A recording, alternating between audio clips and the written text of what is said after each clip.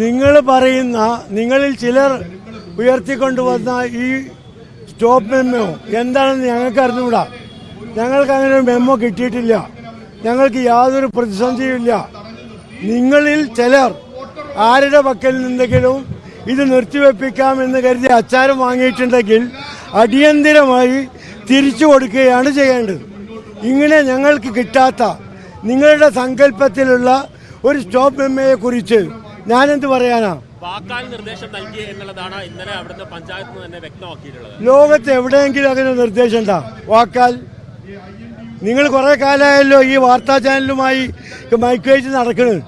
ആരെങ്കിലും നിയമപരമായി വാക്കാൽ ഉത്തരവ് നൽകാറില്ല. രേഖാമൂലം അങ്ങനെ ഒരു ഇത് കിട്ടിയിട്ടില്ല, മെമ്മോ കിട്ടിയിട്ടില്ല ലീഗിന്. ഞങ്ങൾക്ക് കിട്ടിയിട്ടില്ല. നിങ്ങളെ ചാനലുകാർക്ക് കിട്ടിയിട്ടുണ്ടോന്ന് അറിഞ്ഞൂടാ. വല്ല മരമുറി സംബന്ധിച്ച എന്തെങ്കിലും സ്റ്റോപ്പ് മെമ്മോ ആർക്കെങ്കിലും കിട്ടിയാൽ ഞങ്ങൾക്ക് അറിഞ്ഞൂടാ. അവരോട് ചോദിക്കാം. ഞങ്ങൾക്ക് കിട്ടിയിട്ടില്ല. ഇത് ഈ പുത്തനച്ചി പുരപ്പുറം തൂക്കും എന്ന് പറയുന്നത് ചൊല്ലുണ്ടല്ലോ. ചില പാർട്ടിയുടെ നേതാക്കന്മാർക്ക് ആദ്യമായി അധികാരം കിട്ടി വന്ന ആളുകൾക്ക്, പ്രത്യേകിച്ച് ഭരണകക്ഷിയാവുമ്പോൾ ചിലതൊക്കെ ചെയ്യണം തോന്നും.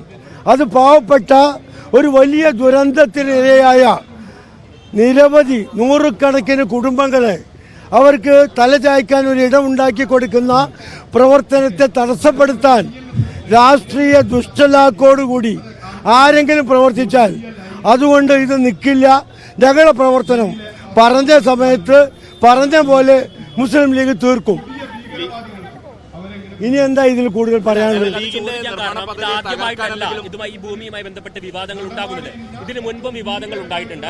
അന്നും പഞ്ചായത്തിന്റെ ഭാഗത്തുനിന്ന് ലീഗിന് അനുകൂലമായിട്ടുള്ള ഒരു സമീപനമല്ല ഉണ്ടായിരുന്നത്. അപ്പം വീണ്ടും വാക്കാൽ ഇത്തരത്തിലൊരു നിർദ്ദേശം നൽകി എന്ന് പറയുമ്പോൾ സ്വാഭാവികമായിട്ട് ആരും ഒന്ന് സംശയിച്ചു പോലെ, അതും ലീഗ് പ്രവർത്തകർ തന്നെ അത് ഉറപ്പിച്ച് പറയുന്ന ഘട്ടത്തിൽ ഈ വിവാദങ്ങളൊക്കെ ഞങ്ങൾ പറഞ്ഞതാണോ? നിങ്ങളുണ്ടാക്കിയതല്ലേ? നിങ്ങൾക്ക് എവിടെ നിന്നോ തെറ്റായ വിവരം കിട്ടും, നിങ്ങളത് പർവ്വതീകരിച്ചു കൊടുക്കും. ഞങ്ങൾ അന്നും പറഞ്ഞു ഒരു വിവാദവുമില്ല, ഭംഗിയായി നടക്കും. ഇപ്പോഴും പറയുന്നു ഒരു വിവാദവുമില്ല, ഒരു തടസ്സവുമില്ല, ഭംഗിയായി നടക്കും.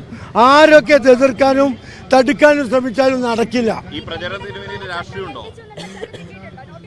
ഒരു സംഭവം ഉണ്ടായിട്ടില്ല.